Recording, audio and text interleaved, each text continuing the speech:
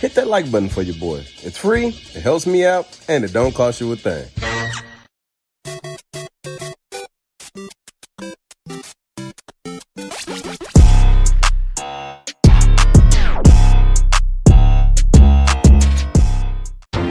And now giving you some news that you can use and you definitely shouldn't refuse. Your favorite gap-toothed Negro, Gap-Tooth Games.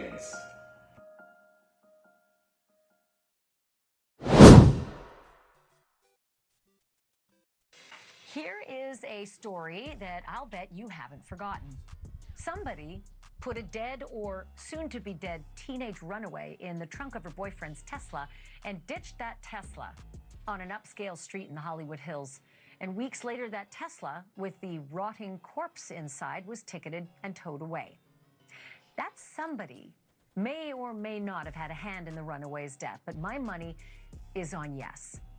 And more than a month after this mystery first hit the headlines with the discovery of the decomposing body of Celeste Rivas Hernandez, the name of that somebody is as unknown to us officially as ever, but apparently not to everybody. The identity of the person who abandoned that Tesla, a filthy luxury car owned by the singer David, with David's 14-year-old girlfriend dead inside, is now known to investigators. And tonight, we're learning that both the car and driver were captured on surveillance video the last time that car was apparently driven by anyone. Even better, we've learned the driver was visible enough in that footage to be identified later on. I've always wondered, like, number one, how come he isn't in jail, right? Even if he technically isn't the murderer, like if there's evidence that he's not the one who actually ended her life. You just heard her, 14-year-old girlfriend. There's enough evidence to at least prove that he was dating her. You know what I'm saying? But then again, there's the whole she had fake IDs and maybe he didn't know. But I feel like that's enough to at least detain this dude to, they figure out what happened. But I was been wondering, like, when are they going to retrieve the footage from the Tesla? Because that's basically just a camera on wheels.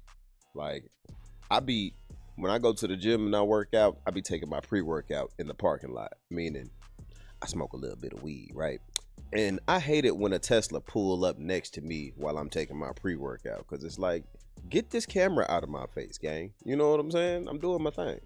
But yeah, I feel like they should have been known at least who drove the Tesla last. LA police are not talking about this or anything else in the Celeste death investigation. The bombshell video was unearthed by the private investigator hired by the owner of the house where David lived up until a couple of weeks after Celeste was found dead in his car. And that's not the only piece of evidence that the PI unearthed. That investigator's name is Steve Fisher, and he joins me now live. Steve, welcome back to the program. How certain are you that this video of the car drive...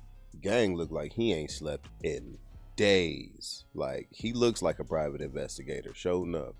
But I'm wondering if this is the private investigator that the landlord that David just left, the house that he was attached to when it happened, because they hired the landlord hired a PI to figure out, what exactly happened, basically to remove all doubt that it happened in his house so it wouldn't drive his property value down. And I'm wondering if this is the guy he hired.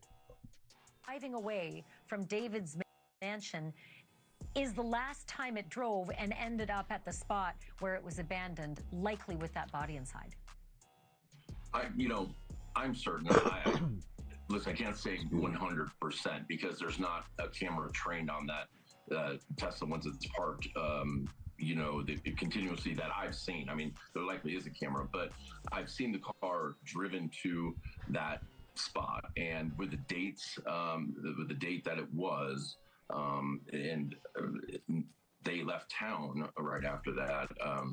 I'm certain that is the last time the car was driven. It was put there with her, in the front trunk. And there's one weird detail about what you could, well, there's a lot of weird details, and I'm going to get to what you saw through the driver's side window in a second, but there was an air freshener that was found in the car at this point that we see on our screen, where it was abandoned. Was that air freshener also hanging from the rear view mirror when it drove off from David's house? wasn't, but his window was half to 3/4 of the way down, which is odd because it was a very short drive. And also at that on that day, this is the very end of July 29th, it was like 78 degrees at that time in the morning, or 77 degrees, and if it was on the street where the house is, so it's shaded by the house. So if you're going I don't know why the window would be rolled down unless there's something, offensive there. And then all of a sudden, one of the first things I picked up on when the news first broke about her being found in there, where they were towing the car away from the impound lot to LAPD, was why on a $104,000 car is there a Christmas tree air freshener hanging from the, from the mirror? It seemed kind of odd to me, but I guess. I know this person wasn't foolish enough to think that just cracking a window and leaving an air freshener was going to cover up the scent of a rotting corpse, gang. Like, I mean, I know that everybody ain't just knowledgeable on how to, dispose of a body, but I feel like this is something you can easily Google. You can watch a couple of crime shows on. There are certain things, like there are better ways to do this that you could have chosen. Not to say that they should have done this at all. I'm just saying, if you're going to do crime, at least be smart about it. You know what I'm saying? That's just stupid. Maybe they thought that would help, mask it for when they had to move the car again. If there was that smell at that time, because again, we have no idea when Celeste started decomposing in that trunk. We don't know if she'd been decomposing in the trunk for a long time before it ended up being the car ended up being abandoned. But talk to me about the date of this video, July 29th, and talk to me about what you saw. What did you see in terms of the identity of the person driving through that open window? So it's very clearly that Tesla, one, because the Tesla has that tape on the rear spoiler for whatever reason. I don't know why it's there. And also, it was just like it is in that picture. It was that dirty, except you could tell that they had run the windshield wiper like once to clear the dirt away so they could see. And it comes very close to the camera, although there is some motion blur, but you can see the person and you can see what they're wearing, something pretty distinctive. And there's photos that I have from 12 hours earlier, a person at the house wearing the same thing. And I know that the viewers right now are screaming at the TV set saying, Ashley, ask him who it was. I mean, I honestly wish I could tell you. I don't want to, I don't want to interfere with LAPD on that. And I wonder if he figured it out before the actual police did. A lot of the times, man, it pays to hire a private investigator, because these dudes, if nothing else, they are thorough, okay? And all the leads that regular police are usually told not to look up or follow up on, they will take the time to follow up on, even if it's just a hunch. It'll be like a comment section on a random post that normal people wouldn't even think twice about, and they'll look into it and be like, yeah, let me double check this. You know what I'm saying? And a lot of the times that's how they end up figuring stuff out that regular police don't. Like, shout out to this dude. And you can tell, man, look at this man's face. You can tell gang ain't slept since Jesus was crucified. This dude, boy, looks tired.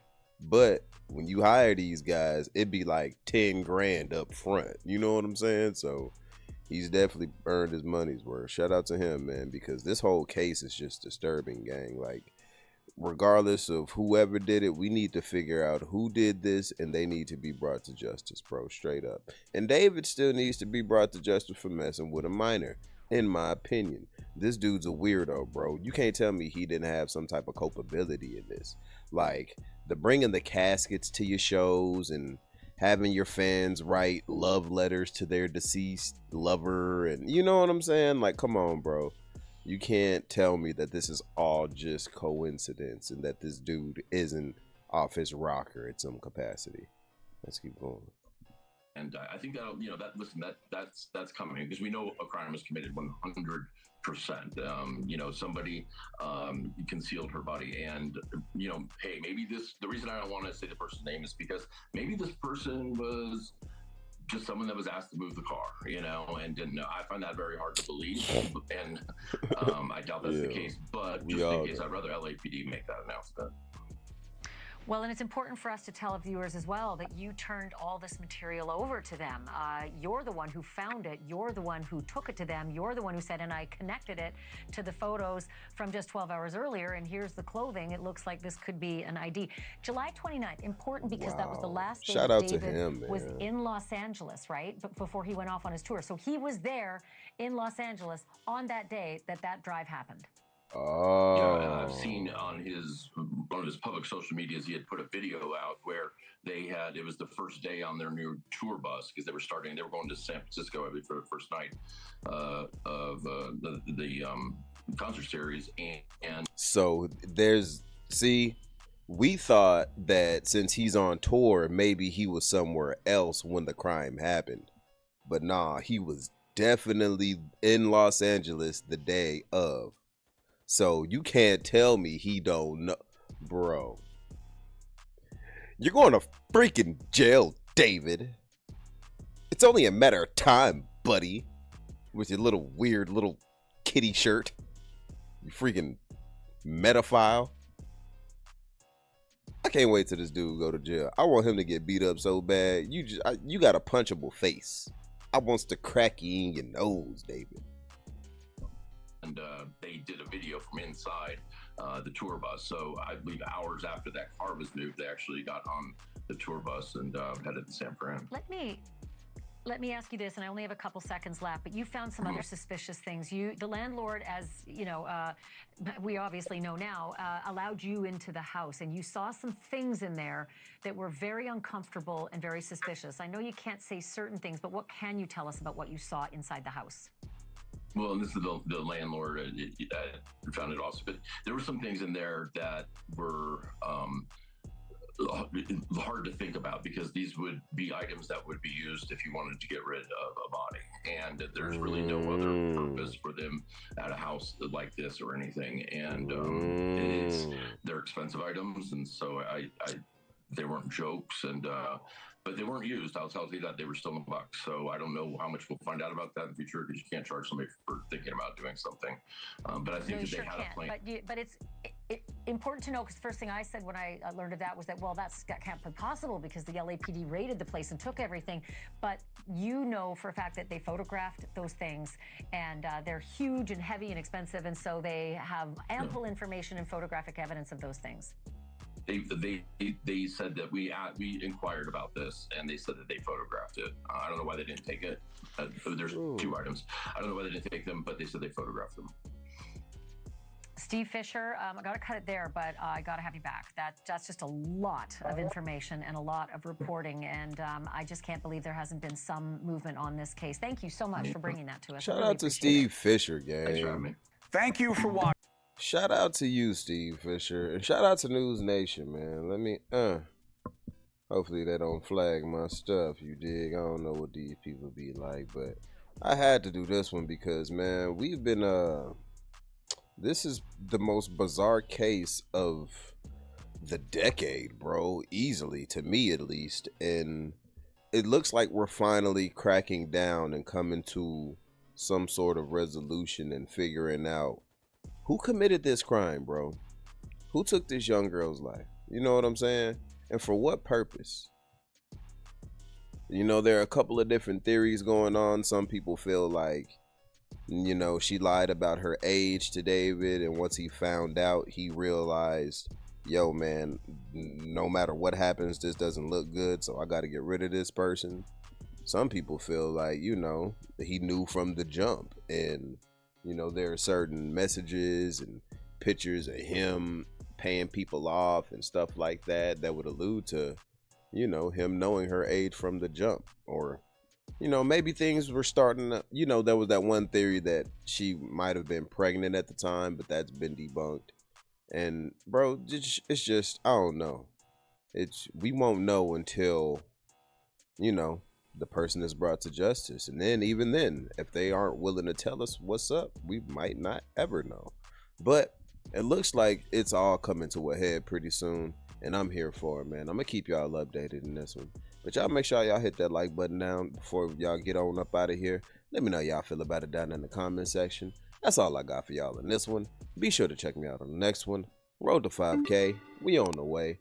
Don't forget to like the video on your way out. Comment down in the comment section. Subscribe to the channel if you haven't subscribed. And until next time, gang, you know the name. It's Transition representing Gap Tooth Games. Oh yeah, and don't forget, life isn't about making it from point A to point B. Life is about living in between the gaps. Peace out. Steady cash getting why they heavy hash twisting. Lane sippers and mean strippers who just all about the green and it means just fast living.